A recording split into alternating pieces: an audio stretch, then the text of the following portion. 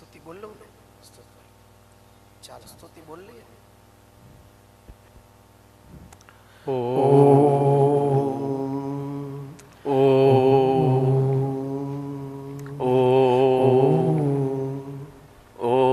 નમઃ શિવાય.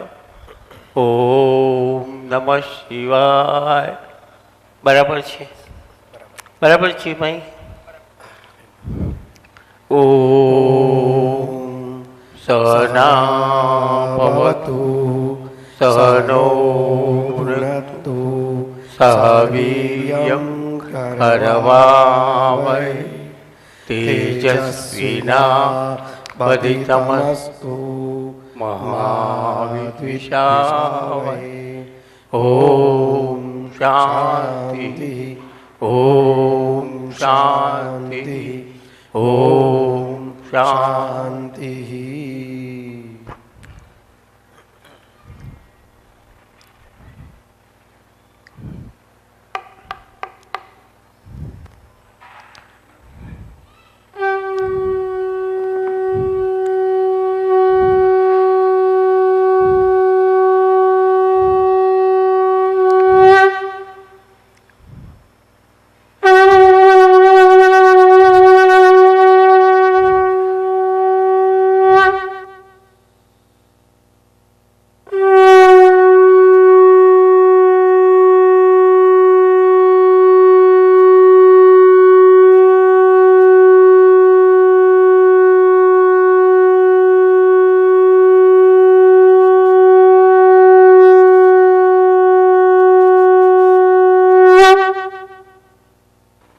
ગઈકાલે આપણે સવિકલ્પ સમાધિ વિશે સમજ્યા.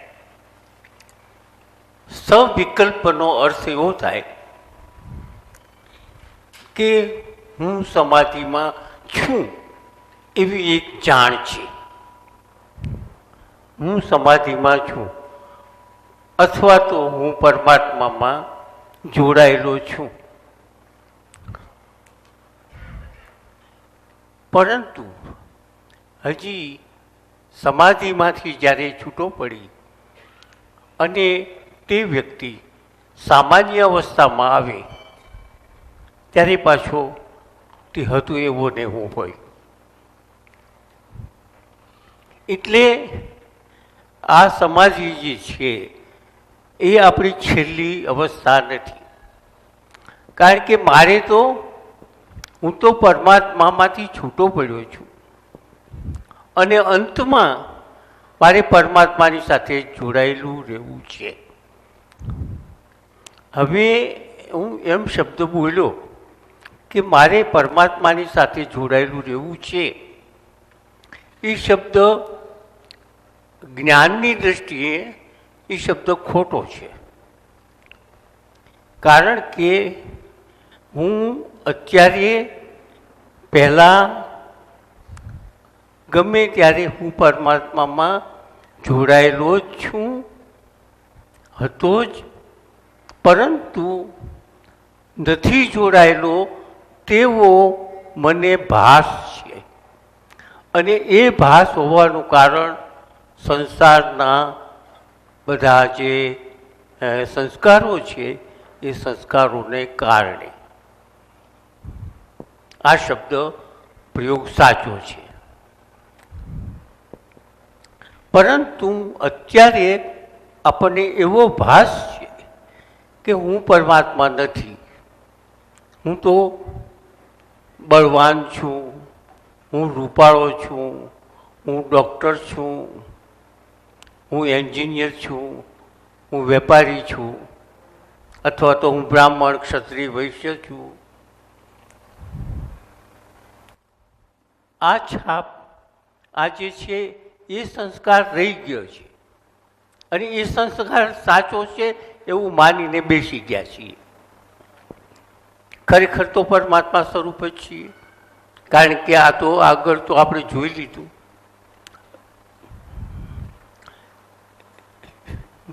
વૈદિકનો સિદ્ધાંત છે કે જે આવે અને જે જાય, જે પહેલાં હોય પહેલાં ન હોય, આજે હોય હવે પછી ન હોય, તે સત્ય નથી. બ્રાહ્મણ, ક્ષત્રિય, વૈશ્ય પછી થયો, ડૉક્ટર પછી થયો, અને ડૉક્ટર થયો તો જવાનો પણ ખરો. તો જે સંસ્કારો જે છે એ બધા બહારથી સંસ્કારો આવ્યા અને એ જાય. જો સંસ્કારો જાય તો હું પરમાત્મા જ છું. જે આપણે સાધના કરીએ છીએ, જે આપણે ભક્તિ કરીએ છીએ, એ પરમાત્મા મેળવવા માટે નથી કરતા. પરમાત્મા તો કાયમને માટે હર ક્ષણે હર જગ્યાએ છે જ, પરંતુ આપણા સંસ્કારોને દૂર કરવા માટે આપણે સાધના કરીએ છીએ. જેમ કે અરીસા ઉપર એક ઇંચનો મેલ ચડી ગયો હોય એટલે અરીસો નથી એમ નથી સમજવાનું. અરીસો તો છે જ, પણ અરીસા ઉપર જે થર ચડી ગયો છે મેલનો, એ થર કાઢો એટલે અરીસો છે. હીરાની વાતમાં પણ એમ જ છે કે માનો કે એક હીરો હોય અને કાદવ કીચડમાંથી આવડો મોટો થઈ ગયો હોય તો હીરો નથી એમ ન કહેવાય. પણ હીરાની ઉપર જે મેલ ચડી ગયેલો છે એ કાઢો એટલે હીરો છે. હીરો લાવવો પડે એમ નથી. એવી જ રીતે આપણે અત્યારે હવે જે આમાં તો આ તો શું છે કે આપણા ઋષિમુનિઓનો પ્રયોગ છે કે મૂળ સ્વરૂપમાં જવા માટે શું કરવું. આપણું મૂળ સ્વરૂપ આપણે ખોઈને બેઠા છીએ. તો હવે આપણા મૂળ સ્વરૂપમાં જવા માટે જે પ્રયત્ન છે એને સાધના કહીએ છીએ આપણે. ઋષિમુનિઓએ પણ આ જ બધા પ્રયત્ન કર્યા. વહેલા એને સુષુપ્તિની અંદર પરમ તત્વ એટલે કે મારું સાચું સ્વરૂપ શું છે એ ઋષિમુનિઓએ સુષુપ્તિ અવસ્થામાં શોધી કાઢ્યું. અને ત્યાર પછી હવે સવિકલ્પની અંદર ત્યાં સુધી આપણા ઋષિમુનિઓ પહોંચ્યા. સવિકલ્પમાં શું થયું કે આપણે જે મન, બુદ્ધિ, ચિત્ત ને અહંકાર, એમાં જે બુદ્ધિ છે એ બહુ તીક્ષ્ણ છે, સૂક્ષ્મ છે અને સાત્વિક છે. સાત્વિક હોવાને કારણે એ આપણને પરમાત્માની સાથે જોડાવામાં મદદ કરે છે. ત્યારે અહંકાર અને જે મન છે એ સંસાર તરફ આપણને દોરી જાય છે. એટલે સંસાર તરફ જે દોરી જાય છે અને સંસાર આપણને વાલો લાગે છે એટલે આપણે એ તરફ વધારે જઈએ છીએ. અને એ તાત્કાલિક સુખ છે અને પેલું લાંબા ગાળે પછી સુખ મળે એમ છે. એટલે તાત્કાલિક સુખમાં જોડાઈ જાય છીએ આપણે. પરંતુ આપણે જે કાલે જે મેં તમને તપની વ્યાખ્યા કરી કે તપ એટલે સાધના, જપ, તપ, દાન, યજ્ઞ, સેવા, પ્રાયશ્ચિત, આ બધી જે પ્રવૃત્તિઓ જે છે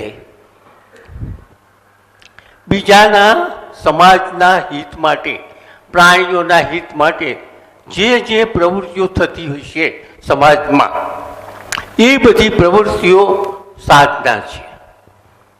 પણ એ બધી પ્રવૃત્તિઓ સાધના ક્યારે કહેવાય છે કે જો તમારામાં કર્તા ભાવ અને ફળની ઈચ્છા ન હોય તો એ બધી સાધના થઈ જાય છે, તો એ બધો યોગ થઈ જાય છે. પણ જો કર્તા ભાવ અને ફળની ઈચ્છાવાળી જો એ પ્રવૃત્તિઓ છે તો એ તમે તમારા સ્વાર્થ માટે છે. એટલે આ બધી જે સાધનાઓ છે, કર્તા ભાવ અને ફળની ઈચ્છા રાખ્યા વગરની જે સાધનાઓ છે, એ સાધનાનું ફળ શું છે કે એ સાધનાનું ફળ તમને ચિત્ત સુધી એટલે કે જે મન છે ને અહંકાર છે એ અહંકારને શુદ્ધ કરવા માટે છે. અહંકારની જે સંસારમાં વાસનાઓ છે, અહંકારને જે ભોગવવાની ઈચ્છાઓ છે એ ધીમે ધીમે મંદ પડી જાય છે. હવે એ જે સાધનાઓ મંદ પડે એટલે સંસાર તરફની લાલસાઓ જે ઓછી થતી જાય એને આપણે વૈદિક ભાષામાં વૈરાગ્ય કહીએ છીએ. આ વૈરાગ્ય જ્યારે સંસાર પ્રત્યે આવતો જાય ત્યારે આપણે પરમાત્મા તરફ જોડાયેલા છીએ એમ સમજવું. વારંવાર બોલું છું કે પરમાત્માની સાથે જોડાયેલા છીએ અને જોડાવવાનું છે. એ વ્યવહારિક ભાષામાં હું બોલું છું. સત્ય તો એ જ છે કે આપણે પરમાત્મા સ્વરૂપ જ છીએ અને પરમાત્મા સ્વરૂપમાંથી આપણે જુદા પડી ગયેલા છીએ એવો એક ભાસ છે અને એ સંસ્કારોને કારણે છે. હવે આપણે ગઈકાલે સવિકલ્પ સમાધિ સુધી તો પહોંચી ગયા હતા.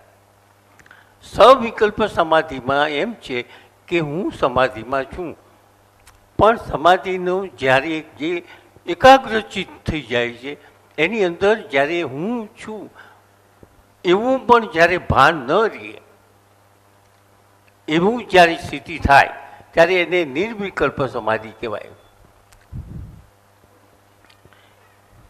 હું પરમાત્માની સાથે જોડાયેલો છું એવું ભાન ન રહે તો જ્યારે આ નિર્વિકલ્પ સમાધિ જે છે, હવે એ વખતે મનુષ્યના શરીરની સ્થિતિ કેવી હોય આપણે પહેલેથી જોઈએ છીએ કે જાગૃત અવસ્થામાં મનુષ્યની સ્થિતિ કેવી હોય છે અંદર, સ્વપ્ન અવસ્થામાં મનુષ્યની સ્થિતિ કેવી હોય છે અંદર, પછી સુષુપ્તિની અંદર કેવી હોય છે અને હવે સવિકલ્પમાંથી નિર્વિકલ્પમાં છે. હવે એને એ જે વ્યક્તિ જે છે જે સાધક છે આ એક વ્યક્તિ જ સમજો. આપણે સમાજમાંથી એક વ્યક્તિ છૂટી અને આ બોર્ડ ઉપર મૂકી છે અને એ વ્યક્તિ સાધક છે અને એ સાધકની અવસ્થા બદલાતી જાય છે. એ આપણે સમજવાનું છે. આ એક વ્યક્તિ જ છે. એ વ્યક્તિની સાધના કરતાં કરતાં એની સ્થિતિ બદલાતી જાય છે. હવે આ વ્યક્તિ નિર્વિકલ્પ સમાધિ સુધી પહોંચે છે ત્યારે એની સ્થિતિમાં શું છે એ જોઈએ. કે પહેલું છે બ્રહ્મ. હવે એની વાત તો આપણે અનેક વાત થઈ કે એ તો કાયમ છે, નિત્ય છે, સર્વત્ર છે, સર્વકાળે છે. નિત્ય છે, સર્વત્ર છે, સર્વકાળે છે. તો આ જે વ્યક્તિ છે એ અને એની અત્યારે બ્રહ્મમાં છે એ તો હકીકત છે. તો છે લખો.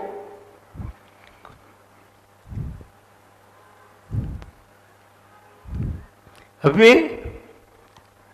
સાધના કરી કરી અને આગળ વધે છે. જ્યારે આગળ વધે છે, ખૂબ આગળ વધે છે, ત્યારે એના જે અહંકાર અને મન જે છે એ વાત કરી કે આપણે સાધના એટલા માટે જ કરીએ છીએ કે સંસ્કારોને બાળવા. સંસ્કારોને બાળવા એટલે શું? એનો જવાબદાર કોણ છે? આપણામાં અનેક સારા અને ખોટા, સારા અને ખરાબ સંસ્કારો પડ્યા અને આપણે એવા કાર્યો કર્યા તો એનો જવાબદાર કોણ? કે અહંકાર અને મન. તો અહંકાર ને મનને આપણે સાધના કરી અને એને મંદ કરી નાખ્યા.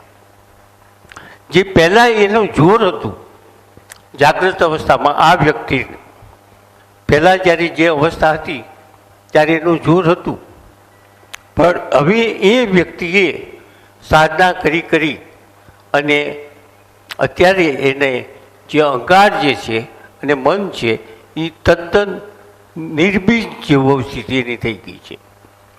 નિર્બીજ સ્થિતિનો અર્થ એવો પણ કરી શકાય કે જે ચણા છે પણ એને જો શેકી નાખ્યા હોય તો ચણા રહે ખરા, કદાચ ખાવાના કામમાં આવે ખરા, પણ ચણામાંથી ફણગો નહીં ફૂટે. એવી રીતે આપણે સાધનાઓ કરીને જે અહંકાર અને જે મન છે એ મનને આપણે બંનેને શેકેલા ચણા જેવા બનાવી નાખ્યા છે.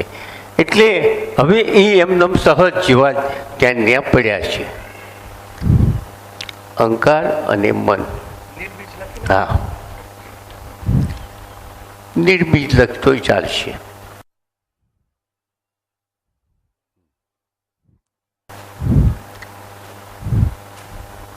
ચિત્ત પણ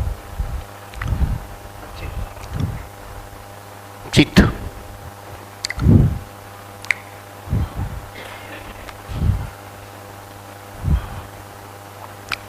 છે. શરીર જ્યારે આપણે અહીં તો પ્રજ્ઞા છે જ, એ વાત આપણે ગઈકાલે થઈ ગઈ કે જે બુદ્ધિ છે, આના પહેલાં એક થોડીક બીજી વાત કરી લઉં કે આપણી અત્યારે સંસારમાં આપણે હોઈએ છીએ, આની લગતી નથી, થોડીક સામાન્ય વાત કરું છું કે જે તમે પછી આમાં સમજી શકશો. અત્યારે વર્તમાનમાં સાધના ન કરતા હોય અને સંસારમાં રચ્યા પચ્યા હોય ત્યારે આપણા અંતકરણની અંદર મન, બુદ્ધિ, ચિત્ત બુદ્ધિ અને ચિત્ત, અને એક બાજુ મન અને અહંકાર, આ બે પાર્ટ છે. ચાર તત્વ છે. ચાર તત્વોના બે ભાગ થઈ ગયા. એક તરફ છે બુદ્ધિ અને ચિત્ત, એક તરફ છે અહંકાર અને મન. ગીતામાં આનું બહુ સરસ કીધું છે. ગીતામાં કીધું છે, હા બરોબર છે, બહુ સરસ. વિષયોમાં રહે ધ્યાન, ગીતાનું સૂત્ર છે. વિષયોમાં રહે ધ્યાન, તેથી આસક્તિ ઉપજે. જન્મે આસક્તિથી કામ, કામથી ક્રોધ, ક્રોધથી મૂઢતા આવે, મૂઢતા સ્મૃતિને હરે, સ્મૃતિ લોભે બુદ્ધિનાશ, બુદ્ધિનાશી સર્વનાશ. આ આપણા અંતકરણમાં એવી ગળમથલ થાય છે, અને ગળમથલની અંદર બે ભાગ પડી જાય છે. એક ભાગ કૌરવો, એક ભાગ પાંડવોના જેવો. બુદ્ધિ અને ચિત્ત જે છે એ પાંડવો સમજવા, અને અહંકાર અને મન એ કૌરવ પક્ષ સમજવો. હવે જ્યારે માનો કે વિષયોમાં રહે ધ્યાન, આ વ્યક્તિ બજારમાં ગઈ, આ વ્યક્તિ બજારમાં ગઈ અને એને રોડ ઉપરમાં કેરીઓ જોઈ. વિષયોમાં રહે ધ્યાન, તેથી આસક્તિ ઉપજે. આમાં જે અહંકાર છે એણે જ્યારે આંખ વાટે થઈને અહંકારે કેરીઓને માર્કેટમાં જોઈ. અહંકારે જોઈ કોના દ્વારા? આંખ દ્વારા. આંખ નિર્દોષ છે, પણ આંખ દ્વારા અહંકારે જોઈ. ખાવાની ઈચ્છા કોને થઈ? અહંકારને, કે આંખને નહીં? આંખને નહીં. આંખ દ્વારા અહંકારે કેરી જોઈ, વિષયોમાં રહ્યો ધ્યાન. એટલે અહંકારને કેરીમાં આસક્તિ થઈ. કેરી ખાવી છે. પણ અહંકાર એવો છે કે સૂક્ષ્મ છે, અતિ સૂક્ષ્મ છે, વાયુ સ્વરૂપ છે. એ કેરી કેવી રીતે માર્કેટમાંથી લઈને ખાઈ શકે? પણ એના પક્ષમાં મન છે. મન છે, પણ મન એ ખાઈ શકે, મન કેરી લઈ શકે એમ નથી. પણ મન પાસે આપણી જે સ્થૂળ ઇન્દ્રિયો છે, હાથ છે, પગ છે, એ સ્થૂળ ઇન્દ્રિયોનો કંટ્રોલ મન પાસે છે.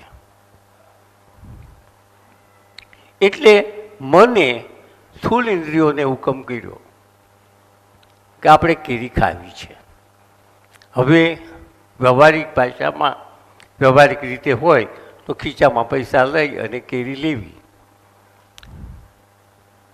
એ બધું મનના કહેવાથી થાય આ પ્રવૃત્તિ. પરંતુ ખીચામાં પૈસા નથી, તો મન અને અહંકાર બંને મળીને એમ કહે, મન અને અહંકાર મળીને એમ કહે કે ખીચામાં પૈસા ન હોય તો કાંઈ નહીં, પણ ભાવ પૂછવા, કેરી જોવી, આમ કરવું તેમ કરવું અને એમાંથી ચોરી લેવી.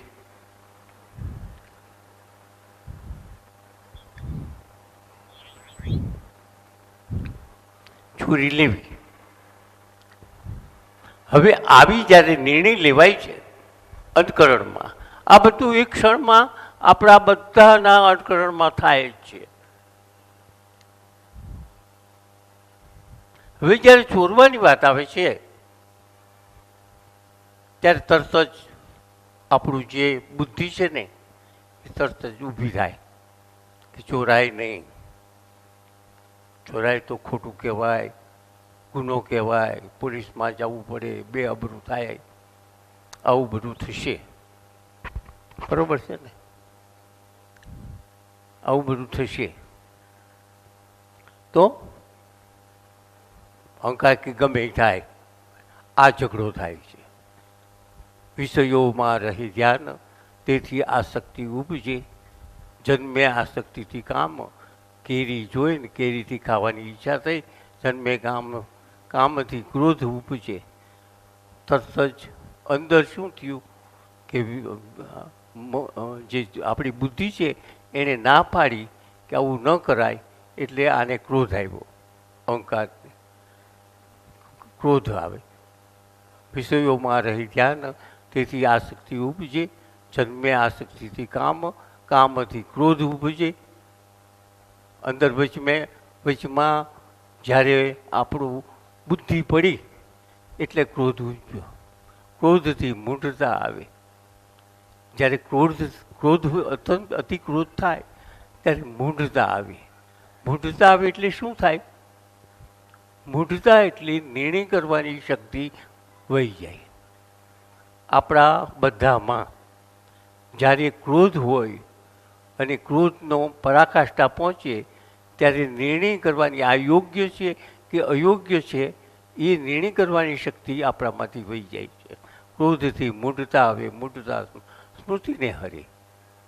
હવે ભગવાન શું કહે છે કે મૂઢતા તો આવી એટલે નિર્ણય કરવાની શક્તિ વહી ગઈ, પણ મૂઢતા આવે, મૂઢતા સ્મૃતિને હરે.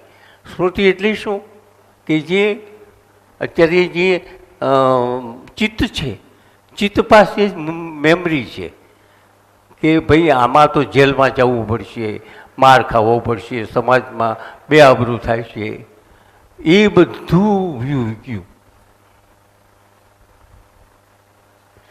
મૂઢતા આવે, મૂઢતા સ્મૃતિને હરે. સ્મૃતિને એટલે હવે પછી શું થશે, આનું પરિણામ શું આવશે, એ સ્મૃતિને હરે. સ્મૃતિ લોભે બુદ્ધિનાશી સર્વ. આ ક્રિયા આપણા મનુષ્ય શરીરમાં ભાઈ હોય કે બહેન હોય એની અંદર સતત ચાલુ છે. દરેક પ્રસંગે ચાલુ છે, અને પ્રસંગે ચાલુ છે, અને છેવટે જીત અહંકારની જ થાય છે. અને એ અહંકારની જીત થાય છે એટલે જ આપણે અનેક સંસ્કારોથી, અનેક કર્મના બંધનોથી આપણે અંદર ગૂંચવાતા જઈએ છીએ, બંધનમાં બંધાતા જઈએ છીએ. આ બંધનો તોડવા માટે આપણે સાધના કરીએ છીએ.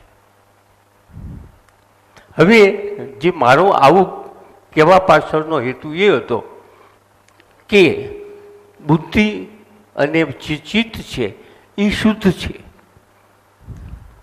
સાત્વિક છે, અને અહંકાર અને મન છે એ રજોગુણી છે અને તમોગુણી છે.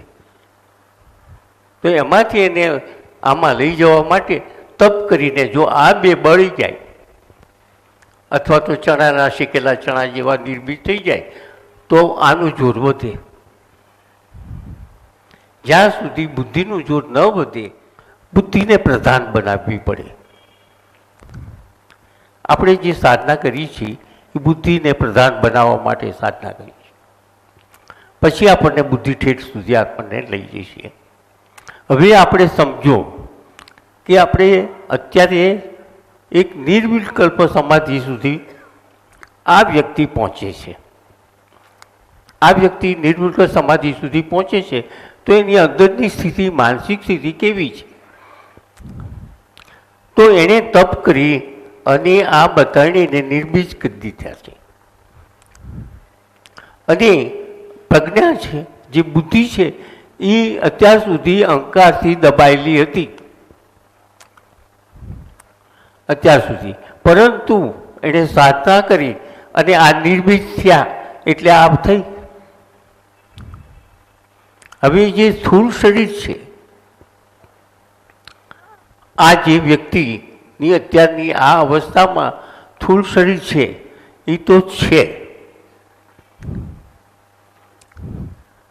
એને કંઈ સમાધિ સાથે કે બીજી કોઈ પ્રવૃત્તિઓ સાથે એને કંઈ લેવા દેવા નથી. એ મેં જે કાલે વાત કરી કે શરીર પાસે અહંકાર કે મન કે બુદ્ધિ ગમે તે પ્રવૃત્તિ કરાવે, એ પ્રવૃત્તિની સાથે એને કોઈ સંબંધ નથી. માત્ર પ્રવૃત્તિ કરે છે એ તદ્દન નિર્દોષ છે અને એને તો આપણે અંદરથી જે જીવાત્મા બહાર નીકળી જાય એટલે તરત જ એને મોક્ષ મળી જાય છે. હવે આ વ્યક્તિ થઈ ગઈ નિર્વિકલ્પ સમાધિમાં, જોઈ લ્યો.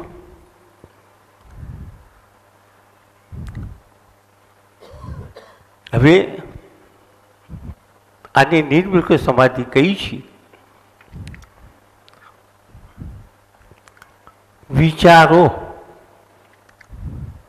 વિચારો કોને આવે છે? અહંકાર. વિચારો શા માટે આવે છે? સુખ માટે, સંસારમાંથી સુખ મેળવવા માટે. સતત એક હારે બબ્બે ત્રણ વિચારો સતત આવતા હોય છે અને વિચારોને કારણે જ પરમાત્માથી અલગ છીએ એવું ભાન થાય છે. અત્યારે આ સ્થિતિ જે છે એમાં વિચારો જેને આવતા હતા એ જે વિચારો બંધ થઈ ગયા. આ તો નિર્બીજ છે. તો વિચારો જે બંધ થઈ ગયા, તમે એક વાત હું તમને કરું કે તમે એક ક્ષણ નિર્વિચાર હોય એવી સ્થિતિ કરો. અત્યારે કરી શકશો? એક ક્ષણ નિર્વિચાર સ્થિતિ કરી શકશો નહીં. તમે એમ કહેશો કે હું નિર્વિચાર સ્થિતિ કરવા પ્રયત્ન કરું છું, એ પણ એક જાતનો વિચાર જ છે. નહીં થાય.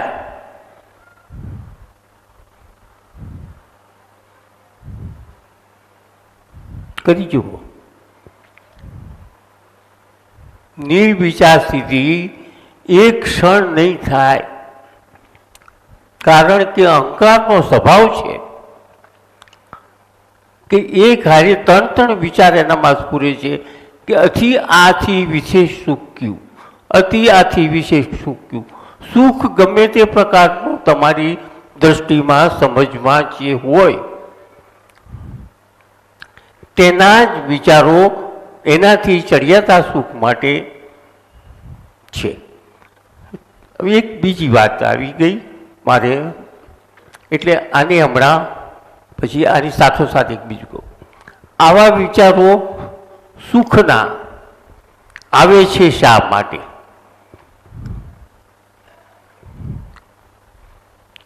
કોઈ પણ વિચારમાં સંતોષ નથી અને એમાં ને એમાં આપણી જિંદગી આપણી આટલી ગઈ.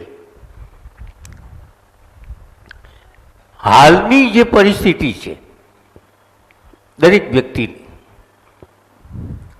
હાલની જે પરિસ્થિતિ છે એ પરિસ્થિતિમાં સંતોષ નથી.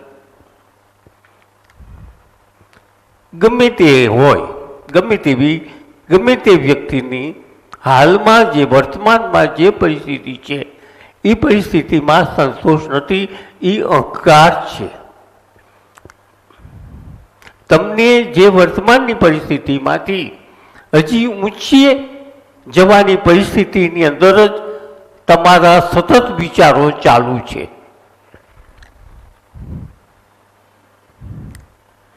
અને એ સ્થિતિ કદાચ આવશે તો પણ એનાથી પછી થોડા ટાઈમ પછી એનાથી ઊંચી સ્થિતિમાં જવાનું વિચારશો. તો એ જે સતત વિચારો આવે છે અને જે સ્થિતિ છે, દાખલા કરતા કે મોટા કરોડોપતિ હશે તો એને હજી એથી ઊંચે જવાની સ્થિતિ લાગતી છે. નાનો હશે ઝૂંપડપટ્ટી, એને કંઈક ઉપર સારું ઘર બનાવવાની સ્થિતિ છે, પણ સંતોષ કેમ નથી?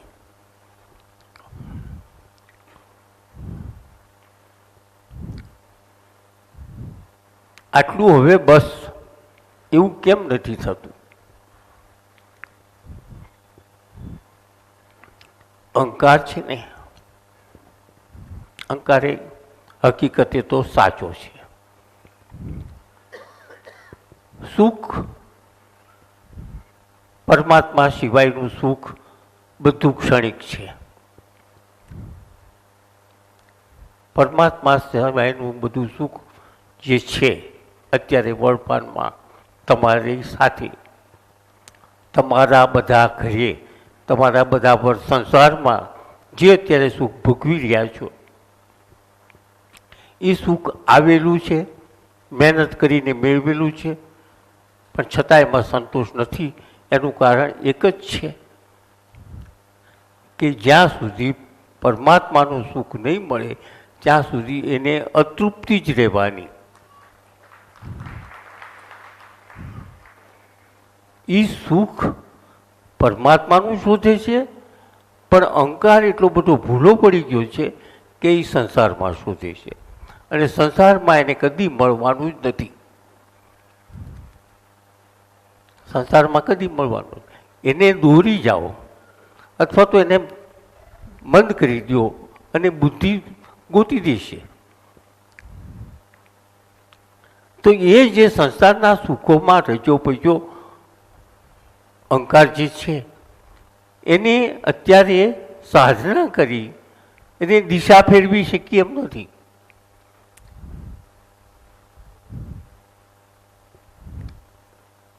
એ અત્યારે પરિસ્થિતિ એવી છે કે દિશા ફેરવી શકીએ નથી, એને મારવો જ પડશે. એ સમજે એમ નથી. એટલે સાધના કરી અને દિશા ફેરવવામાં આવે તો જન્મ વ્યા જાય.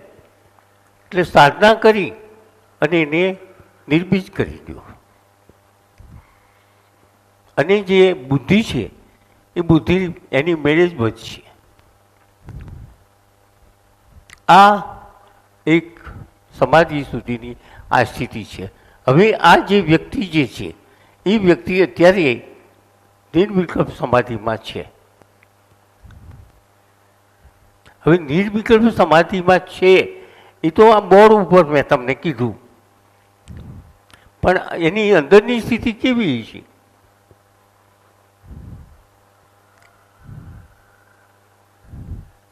એ તો બોર્ડ ઉપર લખી શકાય એવી નથી કે હું તમને સમજાવી શકું એમ નથી, પણ છતાંય તમને એમ કહું કે જે આપણે બોર્ડ કે જે બોર્ડ ઉપર જે તમને પેલું બતાવ્યું કે બ્રહ્મ કેવું છે, એટલે આપણું સાચું સ્વરૂપમાં અત્યારે આ છે. સાચા સ્વરૂપમાં અત્યારે આ વ્યક્તિ નિર્વિકલ્પ સમાધિમાં છે. તો એને અત્યારે એક છે કે બે છે, હું પુરુષ છું કે હું સ્ત્રી છું, એને અત્યારે ખબર નથી. અત્યારે સમયની સાથે એને કાંઈ લેવા દેવા નથી. આપણી ઘડિયાળ કે આપણું કેલેન્ડર સાથે એને કાંઈ લેવા દેવા નથી.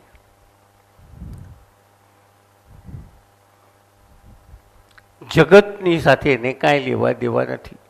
સમયની સાથે કાંઈ લેવા દેવા નથી. જો જગતની સાથે કાંઈ લેવા દેવા નથી, હું સ્ત્રી પુરુષ છું એની સાથે કાંઈ લેવા દેવા નથી, સમયની સાથે કાંઈ લેવા દેવા નથી. આ બધું જો ન હોય તો આપણી સુખ હોય કે દુઃખ હોય,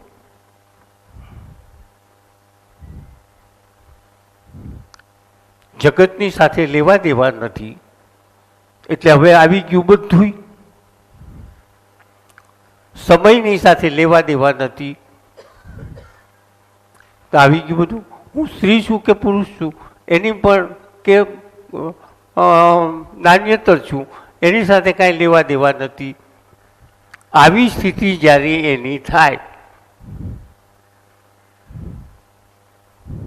તો સુખય નથી અને દુઃખય નથી. એવી સ્થિતિ જે છે, સુખ હોય તો દુઃખ હોય અને દુઃખ હોય તો સુખ હોય. પણ વૈદિક તો એમ કહે છે કે જે પરમાત્મામાં સુખય નથી અને દુઃખય નથી, એવી એક સચ્ચિત આનંદ સ્વરૂપવાળી એક સ્થિતિ છે. તો નિર્વિકલ્પ સમાધિ એટલે હવે એને જ્યારે પરમાત્માની સાથે જોડાઈ ગયેલો છે એ વ્યક્તિ, ત્યારે એને અત્યારે કંઈ જ નથી. તો જો કંઈ જ નથી, એ સ્થિતિનું નામ શું? કે નિર્વિકલ્પ સમાધિ આપણે કહીએ છીએ, પણ ત્યારે એની અંદરની સ્થિતિમાં કોઈ પણ વિચાર નથી. વિચાર ક્યારે હોય?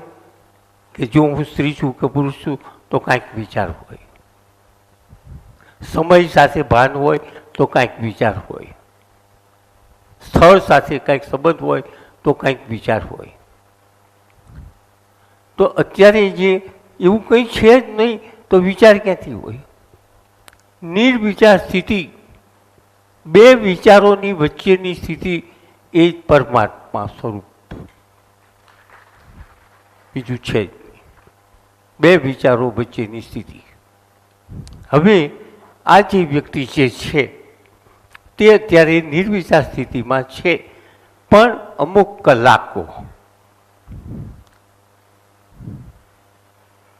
કલાક પછી એ પાછો મૂળ સ્થિતિમાં આવી જાય છે.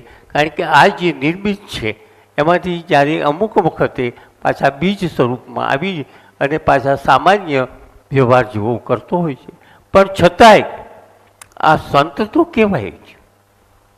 ભલે કલાકની સમાધિ, 2 કલાકની સમાધિ એમાં રહી અને નીચે પાછો વ્યવહાર જે કરતો હોય છે, ત્યારે જે અહંકાર જે પહેલાં એને જ્યારે સામાન્ય મનુષ્ય હતો ત્યારે જેનો જે અહંકાર હતો એ અત્યારે અહંકાર અત્યારે એવો નથી. અત્યારે એનું મન એવું નથી, કારણ કે એ સાત્વિક થઈ ગયેલા છે. અને જે મેં કીધું ને, ચણ્યા છે ના શીખેલા, એ છે ખરા મન બુદ્ધિ ચિત્ત ને અહંકાર જે છે